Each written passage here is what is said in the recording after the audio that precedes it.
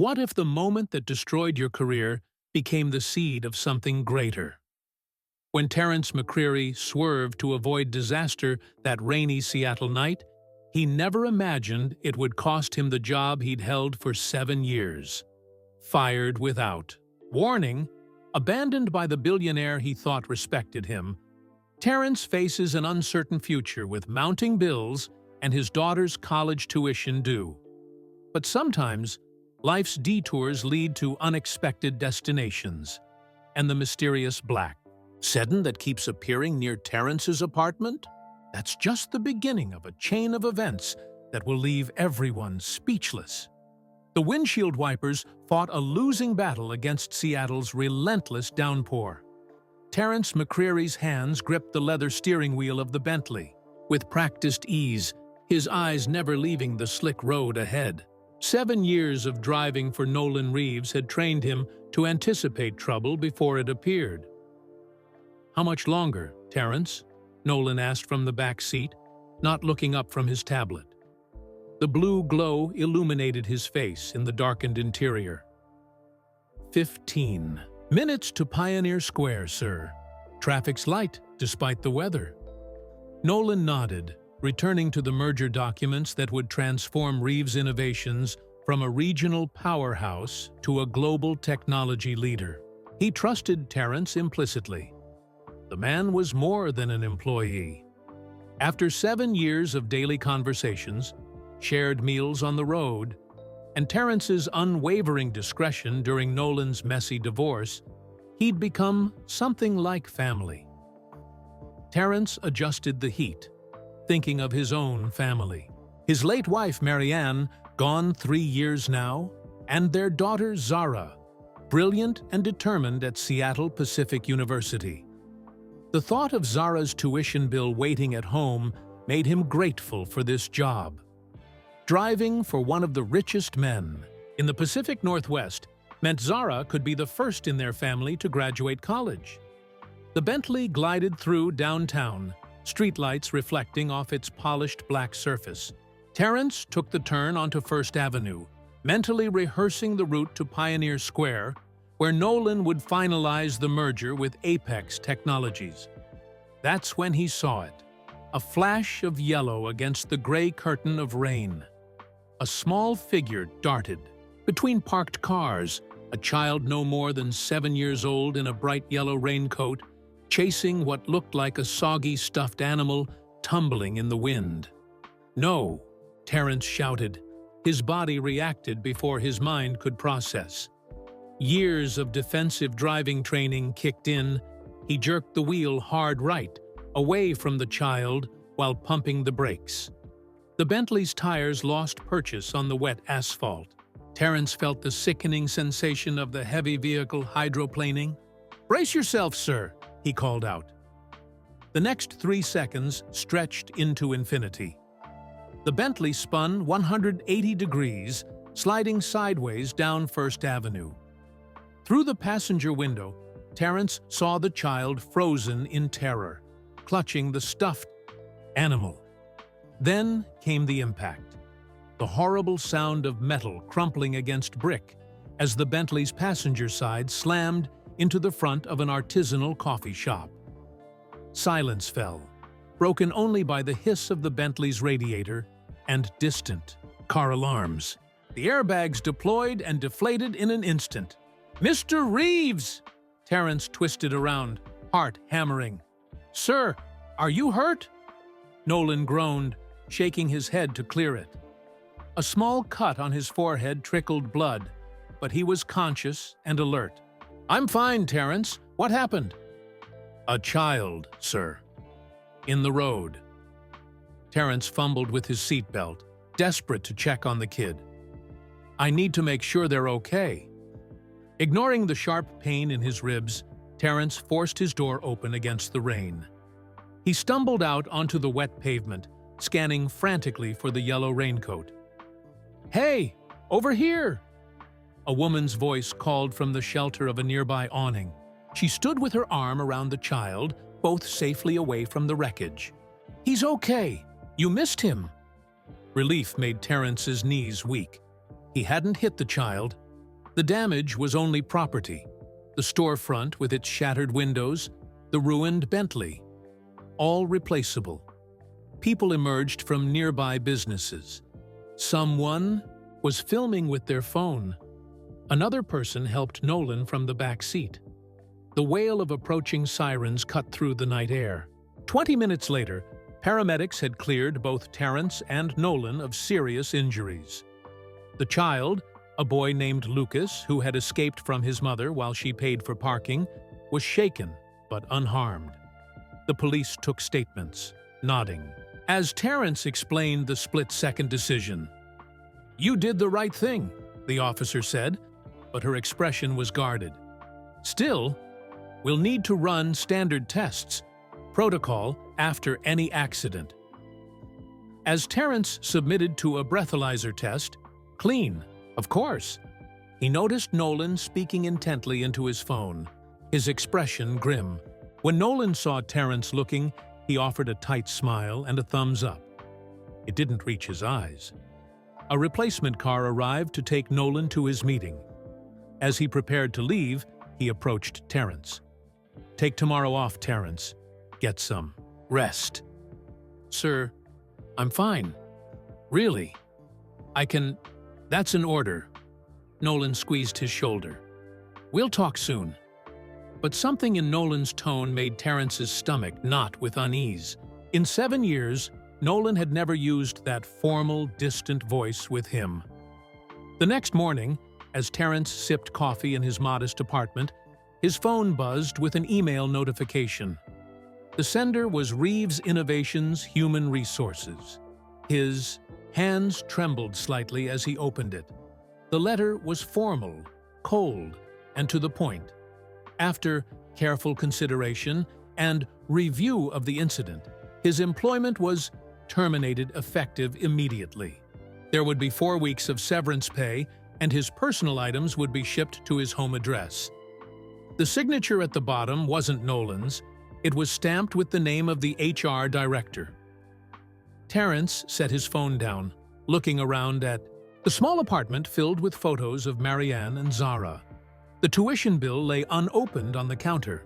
7 years of loyalty ended with a form letter. Outside, the Seattle rain continued to fall. Terrence stared at the phone in his hand, reading the termination email again. 7 years of service ended with a few cold sentences. No call from Nolan. No chance to explain. Nothing. He walked to the window, pressing his palm against the cool glass. The rain streaked down like tears he couldn't afford to shed.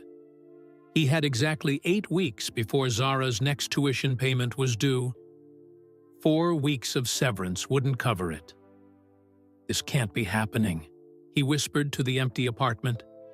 His IG phone rang, startling him. For a fleeting moment, hope surged. Maybe it was Nolan, calling to explain this was all a mistake. But the screen showed Zara, with the photo of his smiling daughter in her freshman orientation shirt. "Hey, sweetheart," he answered, forcing cheer into his voice. "Dad, I got an A on that statistics paper. Professor Wagner said it was graduate-level work." Pride momentarily pushed aside his worry. "That's my girl. I knew you'd nail it." "How's work? Did Mr. Reeves like that shortcut you found to the airport?" Terrence swallowed hard. "Everything's fine, honey. Mr. Reeves is busy with the merger."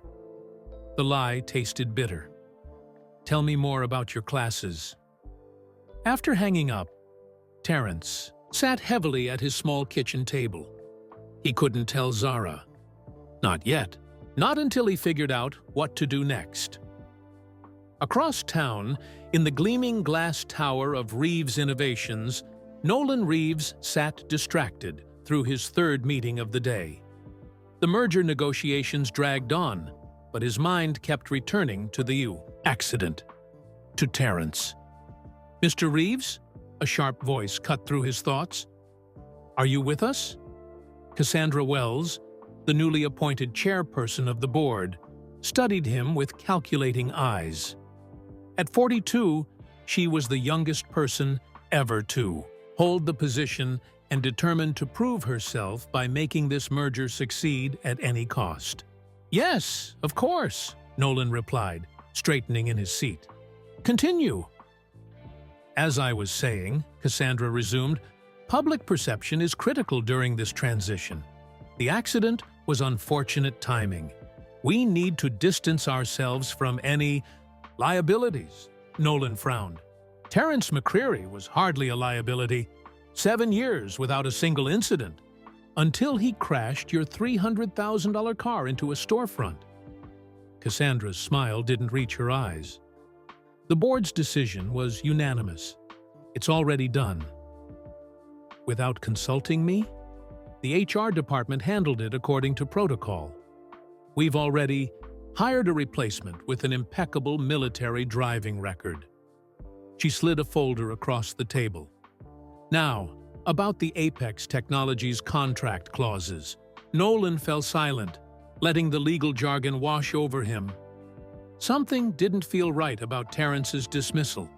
But with $50 million and 700 jobs hanging on this merger, he couldn't afford to fight this battle now. 2 weeks later, Terrence sat in his 10th job interview, watching the hiring manager's expression change as she Googled his name. "Oh," she said, her professional smile faltering. "You're that driver, the Billionaire's reckless driver." "I swerved to avoid hitting a child," Terrence explained, for what felt like the 100th time. "The police report confirms it." "I see." She closed his resume folder. "We'll be in touch." They wouldn't. None of them did. At 58, with specialized experience serving the ultra-wealthy, Terrence had become unhireable. Every potential employer saw the same headlines, the same viral video someone had posted of the aftermath. None bothered to learn why he had crashed. That evening, Terrence checked his bank balance, $3,842.16. Not enough for Zara's tuition, rent, and food for more than a month. He opened his closet and pulled out a small lockbox. Inside lay his most prized possession, a platinum Patek Philippe watch. Nolan had given it to him after his 5th year of service. "For always getting me where I need to be on time," Nolan had said. Terrence ran his thumb over the smooth face of the watch. It was worth at least $15,000, enough for Zara's tuition with some left over. He placed it carefully in its box. His phone rang again. Zara. "Hey, Dad. Guess what? Professor Wagner recommended me for a summer internship program. It's at some tech company downtown. It's paid and everything." "That's wonderful, honey," Terrence said, closing the watch box. "I'm so proud of you. The thing is, I need business clothes for the interview. Could you maybe help with that? I know money's tight with Mom's medical bills still." "Don't worry about a thing," Terrence assured her. "I've got it covered." After they hung up, Terrence placed the watch box in his jacket pocket. He would visit the luxury pawn shop downtown tomorrow. The owner knew him. He'd accompanied Nolan there several times when the billionaire was hunting for vintage watches. Terrence glanced at the termination letter he'd printed out, now sitting on his table. Where Nolan's signature should have been was a digital stamp from HR. Something about that bothered him, but he couldn't place why. He picked up the letter, folded it, and tucked it into the watch box.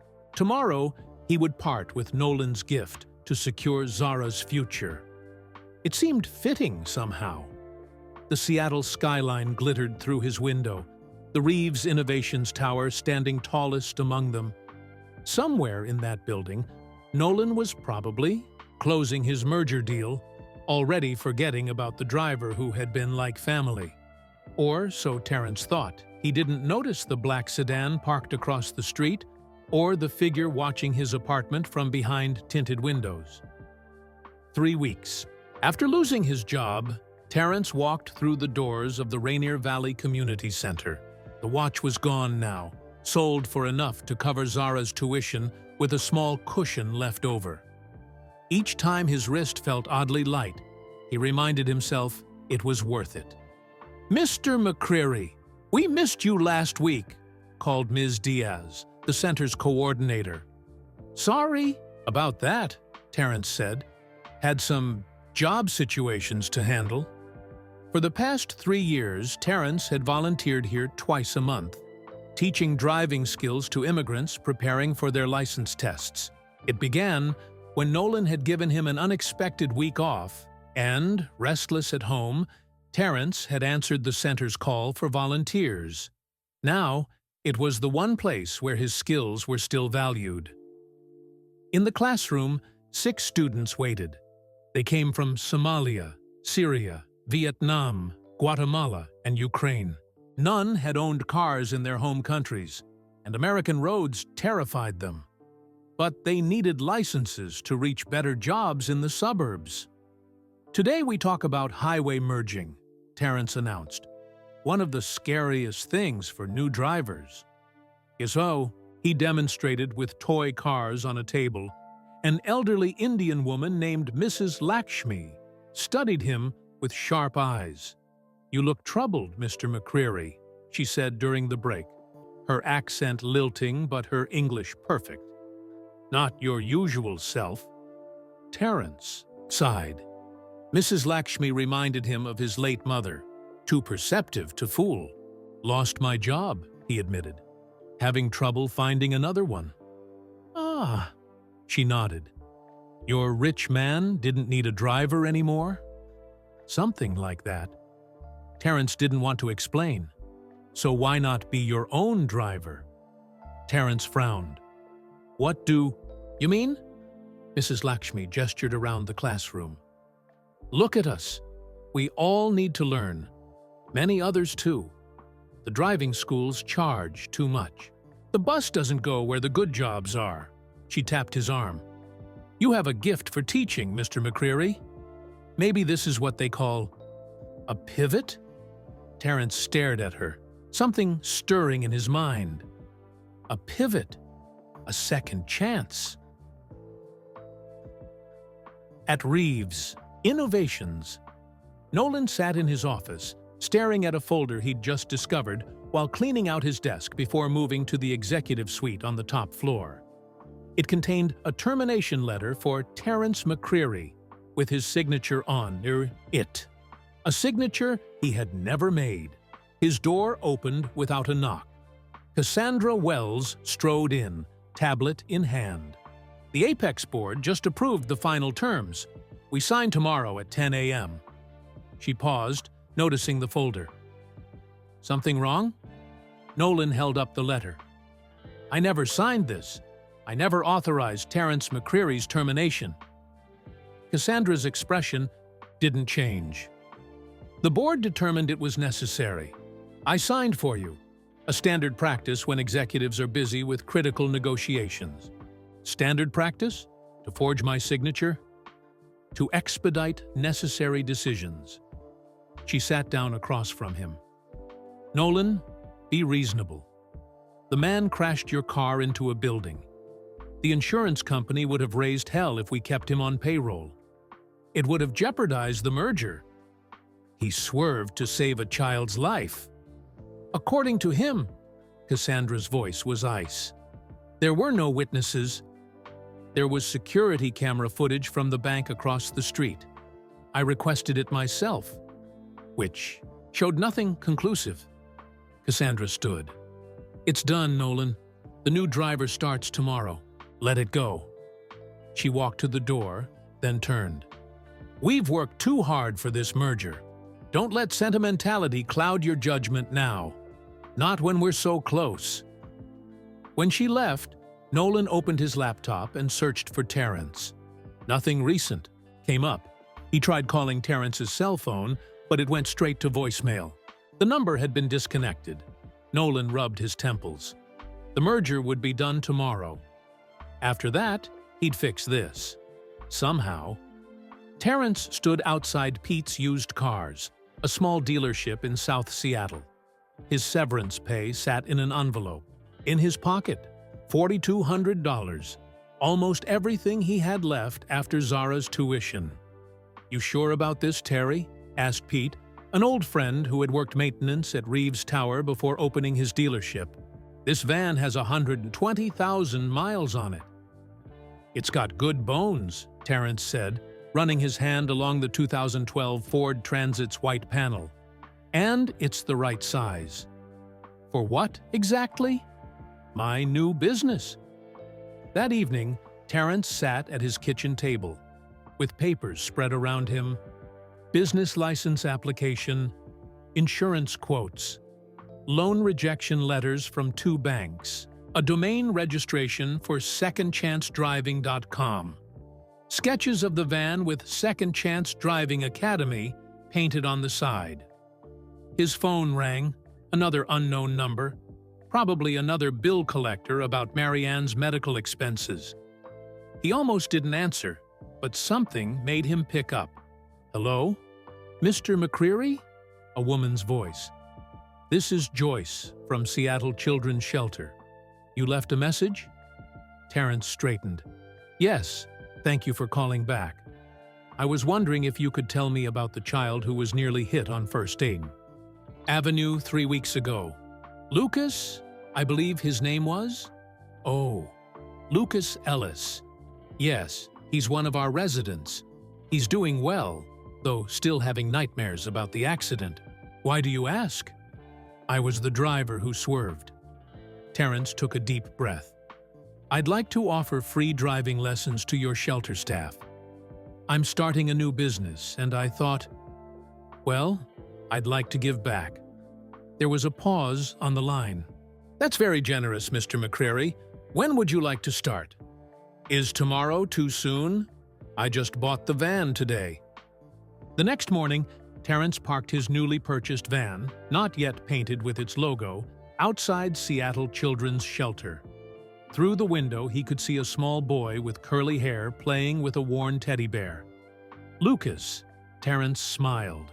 He may have lost his job because of that split-second decision, but seeing the boy alive and well-confirmed, he'd do it again in a heartbeat. He grabbed his folder of lesson plans and stepped out of the van, ready to begin his second chance. 6 months passed in a blur of 12-hour days and small victories. Second Chance Driving Academy had grown from a desperate idea into a lifeline for Seattle's immigrant and low-income communities. Terrence's van, now painted blue with a bright yellow logo, became a familiar sight in neighborhoods where traditional driving schools rarely ventured. On a crisp autumn morning, Terrence sat in his van reviewing his schedule. Today's first student was Mrs. Lakshmi, the woman whose suggestion had started everything. At 72, she had finally decided it was time to learn to drive. "My granddaughter is having a baby in Tacoma," she had explained. "I cannot always ask for rides." A tap on the window interrupted his thoughts. A young reporter from the neighborhood newspaper stood outside, notebook in hand. "Mr. McCreary, I'm Danny from the South Seattle Herald. Could I ask about your driving school? We're doing a feature on local businesses that serve the community." Terrence hesitated. Publicity meant more students, but also more attention. He'd been keeping a low profile, not wanting his connection to the billionaire driver scandal to affect his new venture. "Just a few questions," Danny promised. "All right," Terrence agreed, "but I've got a student coming in 15 minutes. The reporter's questions were thoughtful. How had he started? I saw a need and had the skills. Why the sliding payment scale? Everyone deserves mobility, regardless of income. Did he accept alternative payments? Sometimes, one family pays me in homemade tamales, best in Seattle." As predicted, the article brought new students. Terrence's phone rang constantly. His website, built by Zara during a weekend visit, crashed from traffic. Second Chance was becoming a small success story. What no one saw were the late nights counting pennies at his kitchen table. The sliding payment scale meant many students paid far below market rate. Some weeks, after gas and insurance, Terrence barely broke even. But watching a nervous immigrant or struggling single parent transform into a confident driver made every sacrifice worthwhile. At Reeves Innovations, Nolan sat in his new corner office, staring at a small newspaper clipping. The South Seattle Herald wasn't his usual reading material, but his assistant had placed it on his desk with a note. "Thought you might find this interesting." The article, titled "Second Chance, Former Chauffeur Creates Driving School for Underserved Communities," featured a photo of Terrence beside his van. Nolan read it 3 times, a mix of emotions churning in his chest. Pride in Terrence's resilience, guilt over his firing, anger at his own powerlessness to fix the situation. The merger was complete, but Nolan found himself increasingly isolated in his own company. Cassandra Wells had secured her position as executive chairperson, restructuring teams and priorities. The innovative, community-focused projects Nolan had championed were shelved in favor of aggressive expansion and cost-cutting. He slipped the article into his desk drawer next to the forged termination letter. Soon, he promised himself, soon he would make things right. "Dad, you need a better camera. This one makes your videos look like they're from 2005. Zara sat cross-legged on Terrence's couch, scrolling through Second Chance's social media accounts on her laptop. Home for summer break, she had appointed herself the company's marketing director. "I'm not exactly rolling in extra cash for equipment," Terrence replied, unpacking bags of discount groceries. "Your instructional videos are getting thousands of views. People want to learn from you, even if they can't afford lessons," Zara typed rapidly. "I've set up a donation button, and look at these messages. People love what you're doing." Terrence peered over her shoulder, reading comments from former students. A Somali woman who secured a better-paying job in Bellevue, a Venezuelan family who could now drive their child to specialized medical appointments, an elderly Korean man who could finally visit his grandchildren in Tacoma. "We need to expand, Dad," Zara said, excitement in her voice. "One van isn't enough."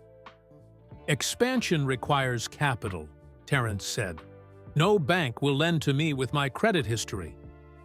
Marianne's cancer treatments had drained their savings and maxed out credit cards before she passed.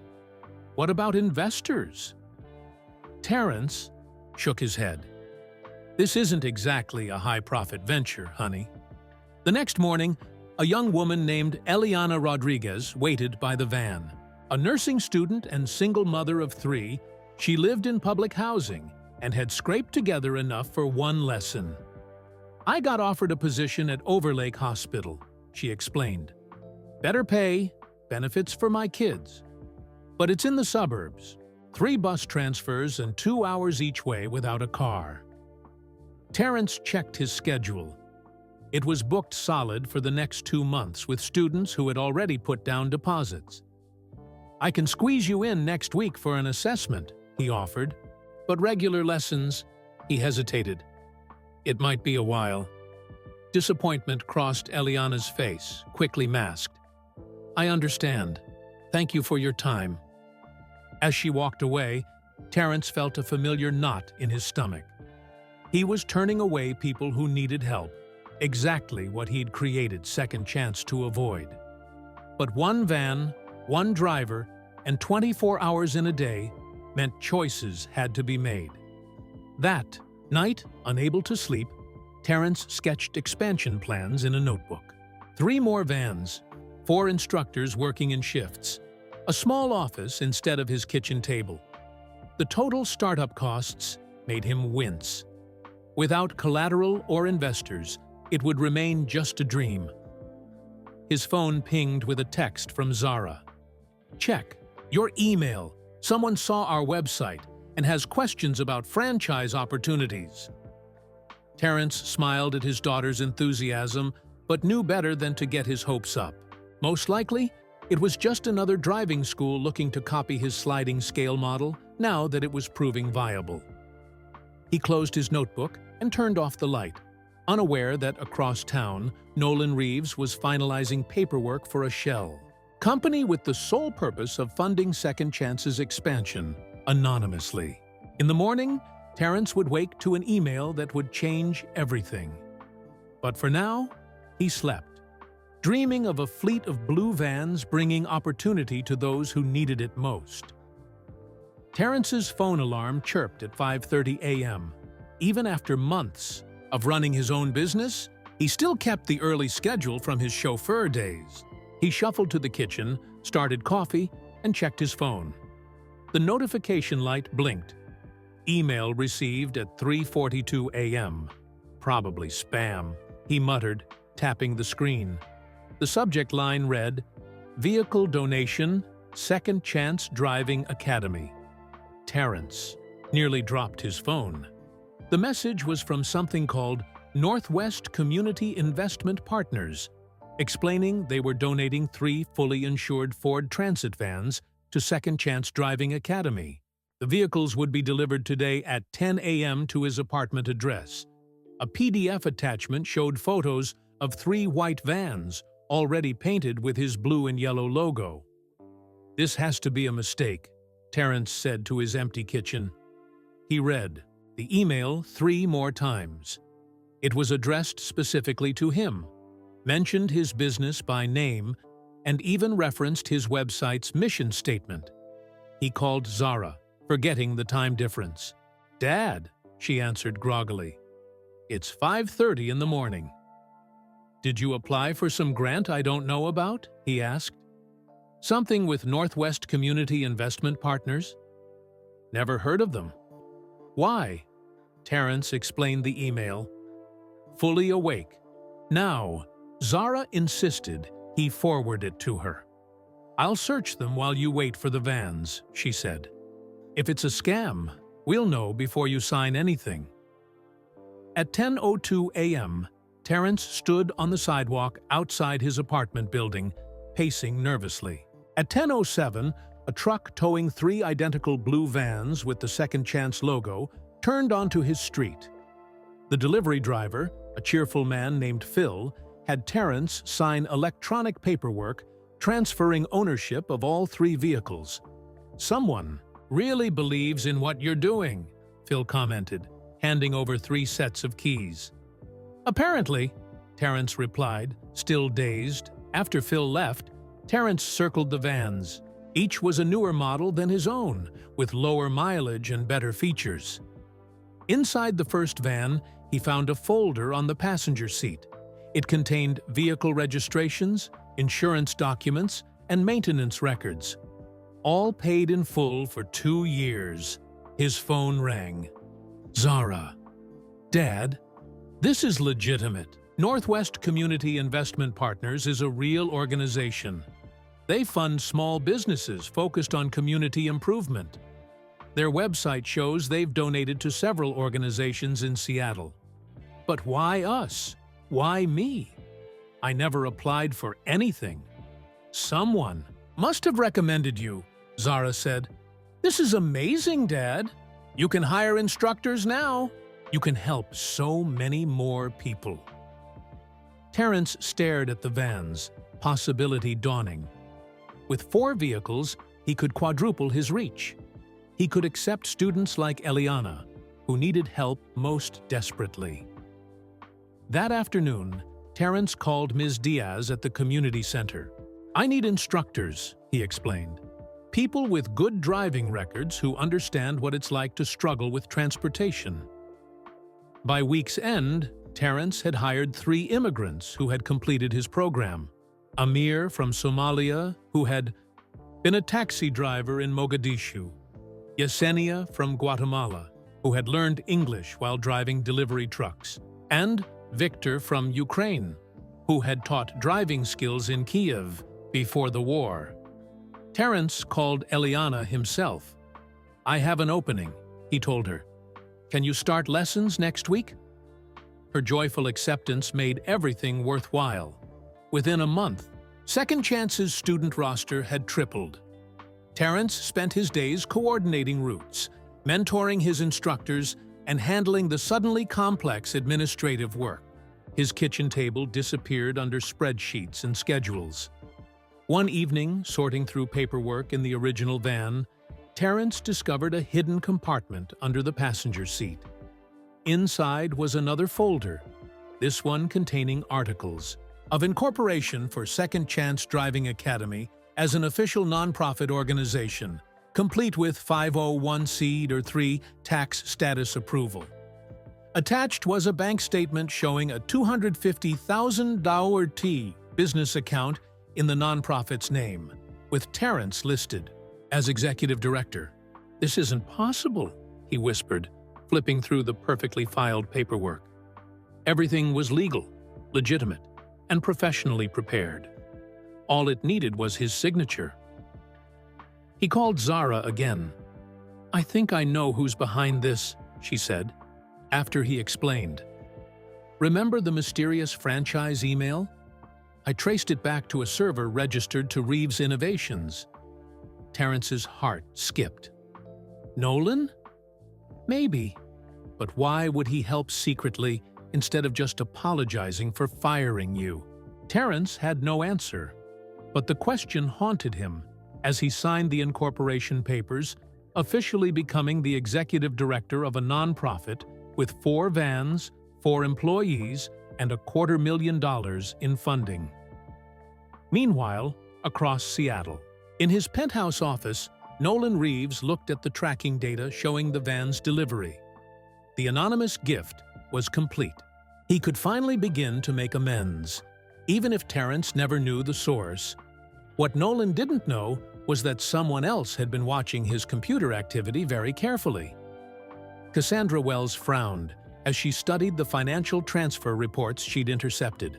She reached for her phone, ready to put a stop to this potential liability once and for all. "Call an emergency board meeting for tomorrow morning," she instructed her assistant. "Mark it confidential. Tell them it involves a serious legal and financial risk to the company." Hanging up, Cassandra assembled a folder of evidence. Bank transfers to Northwest Community Investment Partners, emails between Nolan and the shell company, screenshots of Second Chance Driving Academy's website, all leading back to Terrence McCreary, the driver whose firing she had orchestrated. "You think you're so clever, Nolan," she muttered, adding the final piece, a legal memo outlining the liability risks of association with McCreary. Not this time. The next morning, Terrence stood proudly outside Second Chance's new office space. City EI, small storefront in Rainier Valley with a classroom and reception area. The rent was covered for a year under the mysterious funding.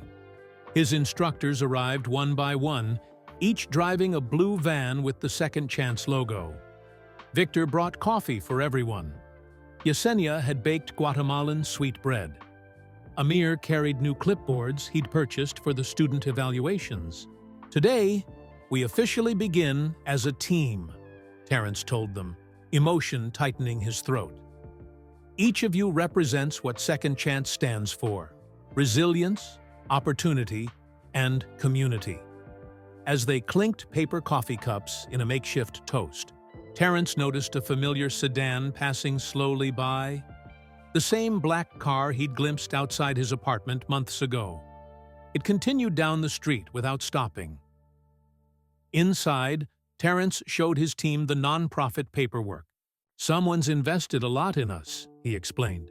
"We don't know who, but we'll honor their faith by helping as many people as possible." "I have 15 students signed up already," Yesenia said proudly. 12 for me," added Victor. 18, Amir grinned. "Many from my mosque." Terrence checked his own list. 20 students, including Eliana, who would have her first highway lesson this afternoon. In just over 6 months, Second Chance had gone from a desperate idea to a legitimate organization helping dozens secure better lives through mobility. Across town at Reeves Innovations, the boardroom filled with concerned executives.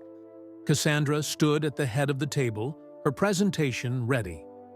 "Where's Nolan?" asked Barton Jenkins, the oldest board member. "He'll be joining us shortly," Cassandra replied. "I wanted to brief you first on a serious situation." Nolan walked in 5 minutes late, coffee in hand. "What's this about, Cassandra? I had to reschedule an important call." "Please, take a seat." Her smile was razor-thin.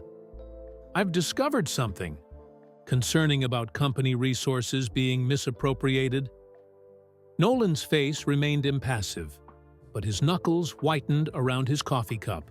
"It appears," Cassandra continued, clicking to the first slide, "that someone has been using company funds to support a former employee, specifically Terrence McCreary, the driver terminated for negligence."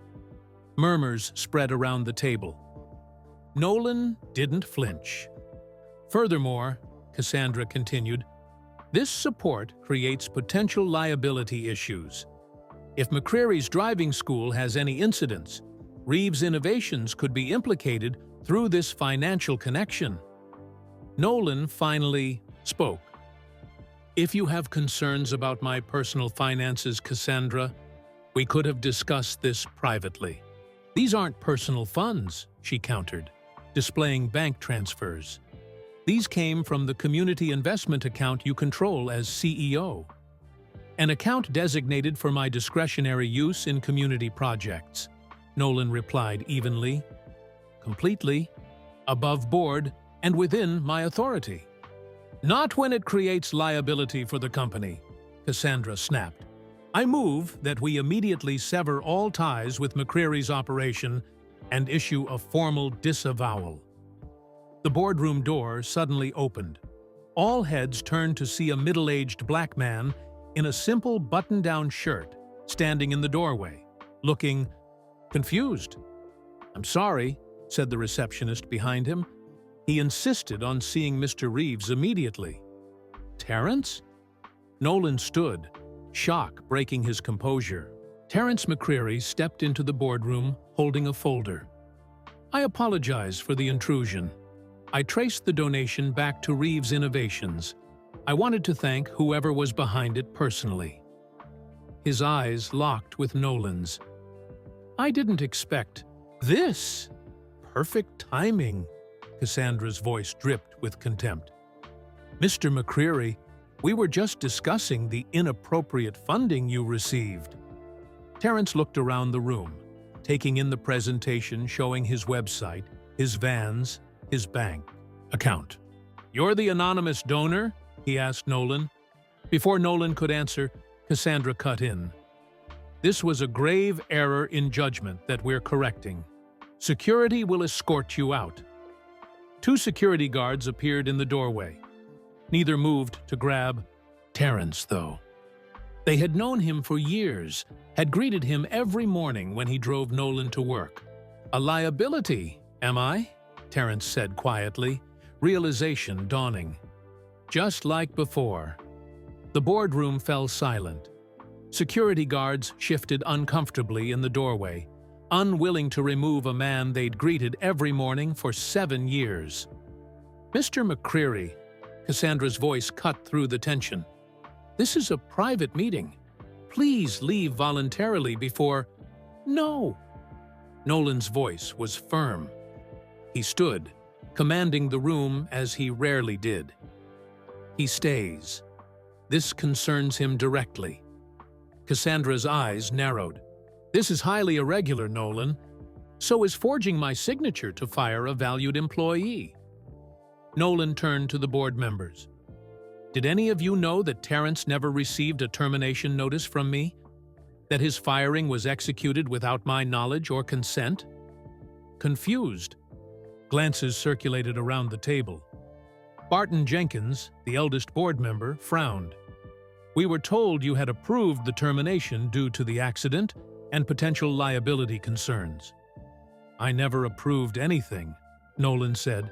"I was busy with merger negotiations while Cassandra took it upon herself to remove someone who had served this company faithfully for 7 years. Terrence stood very still, watching the scene unfold.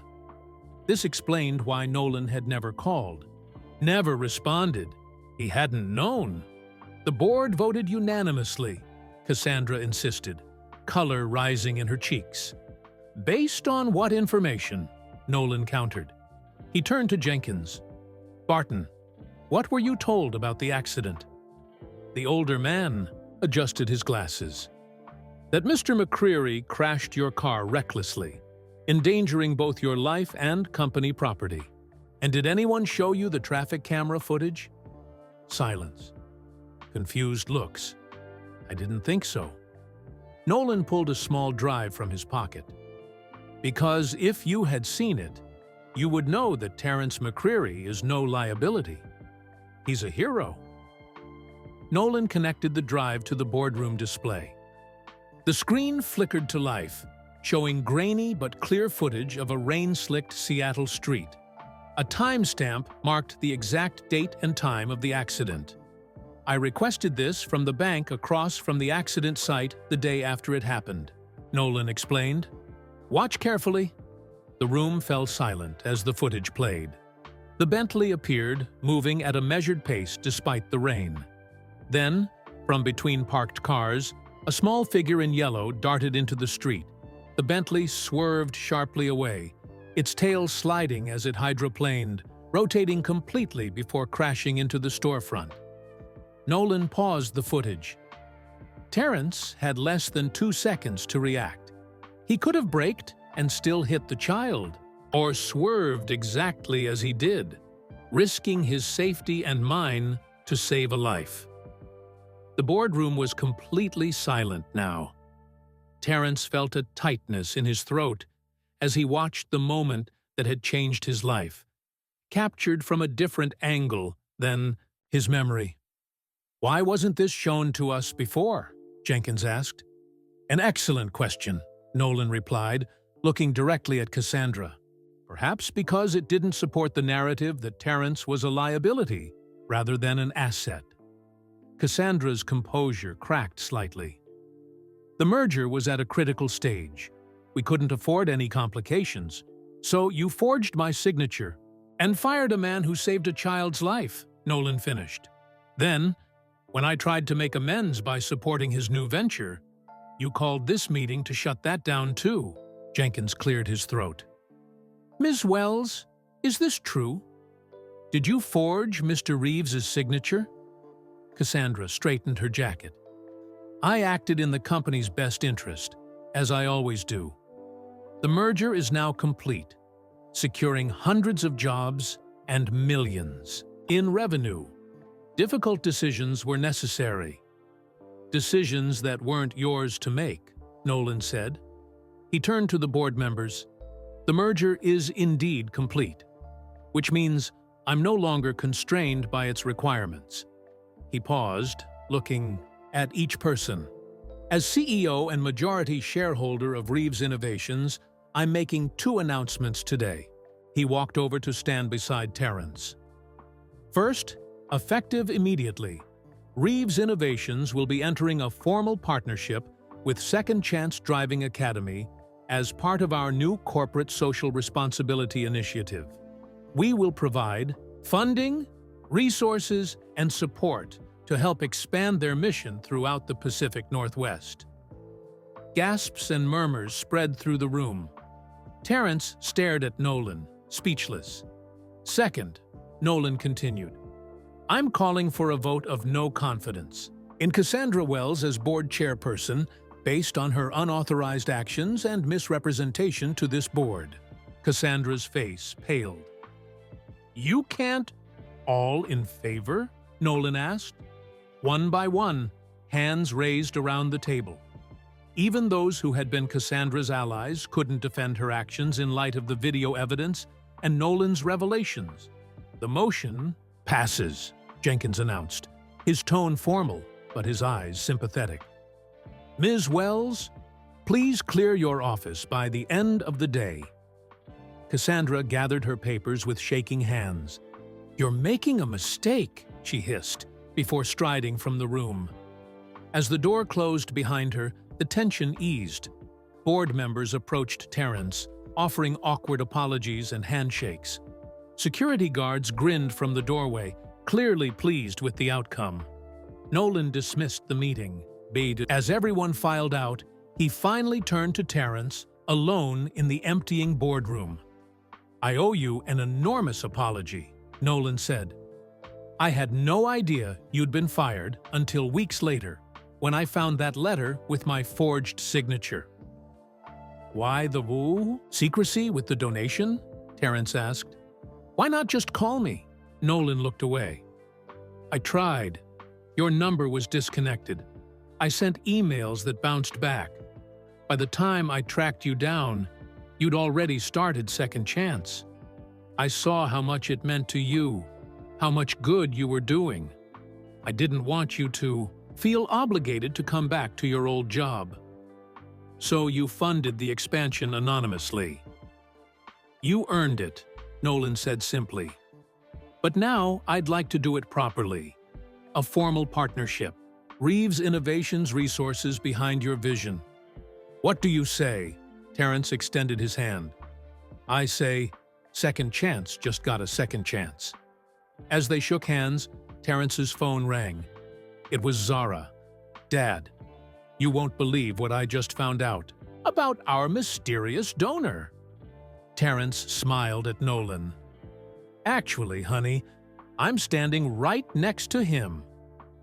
2 months later, the grand ballroom of the Reeves Innovation Tower sparkled with lights and conversation. Suited executives mingled with community leaders and second chance driving instructors in what the invitation had called a celebration of mobility and opportunity.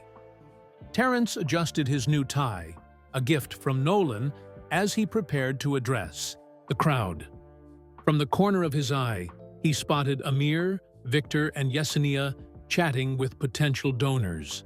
They looked professional and confident in their second chance blazers, a far cry from the nervous immigrants who had once been his students. "Ready?" Nolan appeared at his side, champagne flute in hand. "As I'll ever be," Terrence replied. "Public speaking wasn't covered in chauffeur training." Nolan grinned. "Just speak from the heart. That's what got us here." The partnership between Reeves Innovations and Second Chance Driving Academy had transformed both organizations.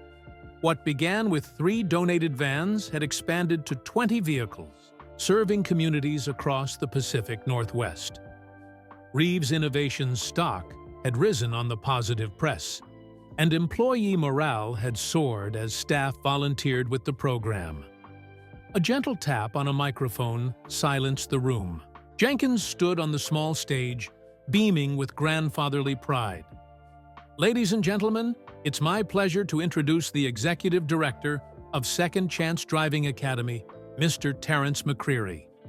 Applause filled the room as Terrence took the stage.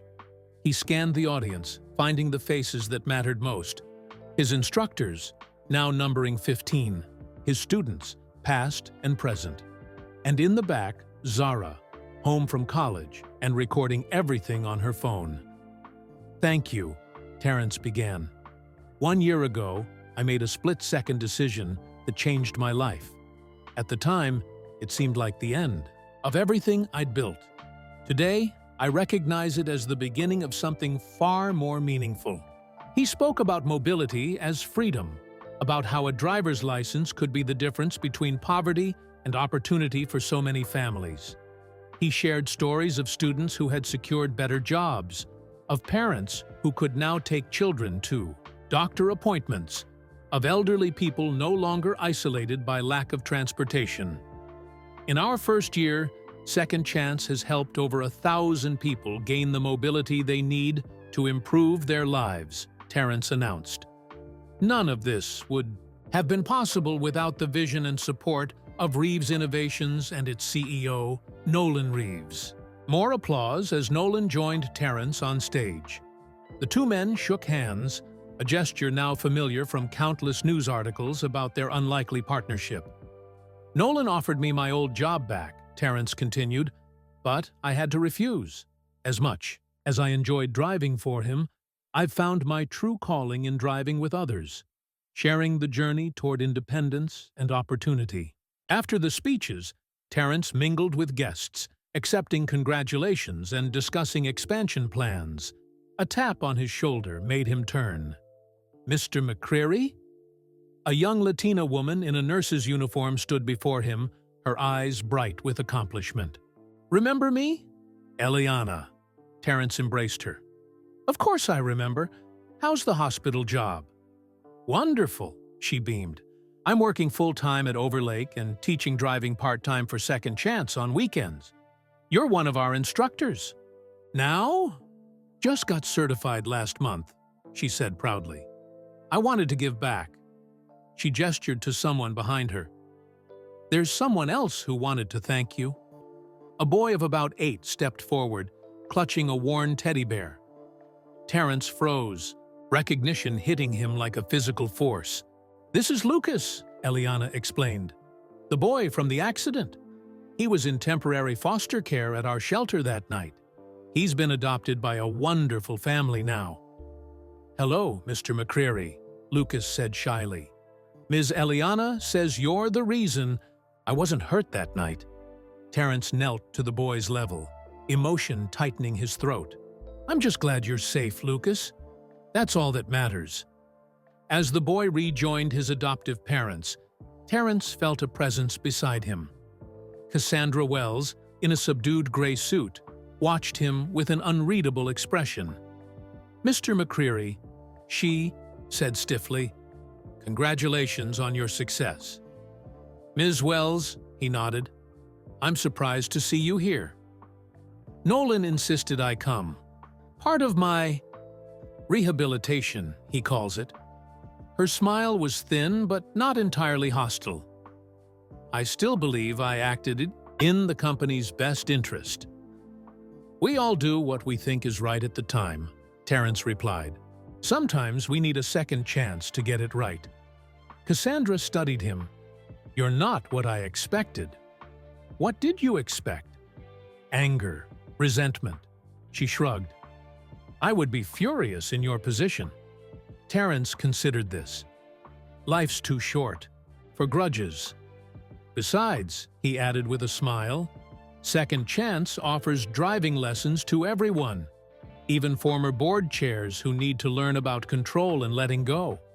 First lessons free." For a moment, Cassandra looked shocked. Then, surprisingly, she laughed. "I'll consider it, Mr. McCreary." As she walked away, Zara appeared at his side. "Was that the dragon lady who got you fired?" "Be nice," Terence chided. "Everyone deserves a second chance." He glanced at his daughter.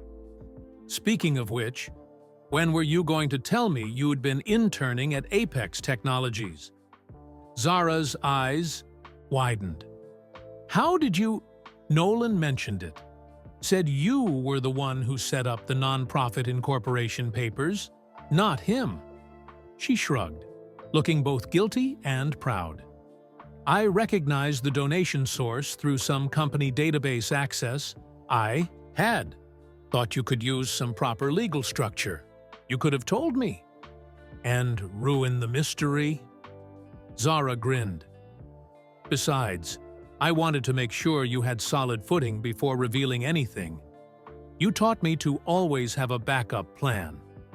Terence regarded his daughter with new appreciation. She'd always been smart, but this level of foresight surprised him. "When did you get so strategic?"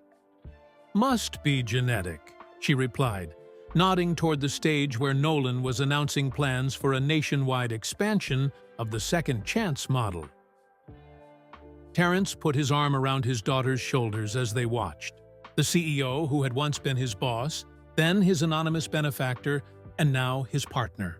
Across the room, their eyes met, and Nolan raised his glass in a silent toast. The accident that could have ended everything had instead created something better. A second chance, not just for Terence, but for everyone whose lives they touched. That was the end of our story, I hope you enjoyed this tale of resilience, second chances, and unexpected kindness. Where are you listening from today? I'd love to know in the comments below. If you enjoyed this story, please like this video and subscribe to the channel for more heartwarming and inspiring content just like this. Don't forget to share with your friends and family. Together we can spread kindness and awareness through these uplifting stories. Thank you for listening, and I'll be back with another touching story very soon.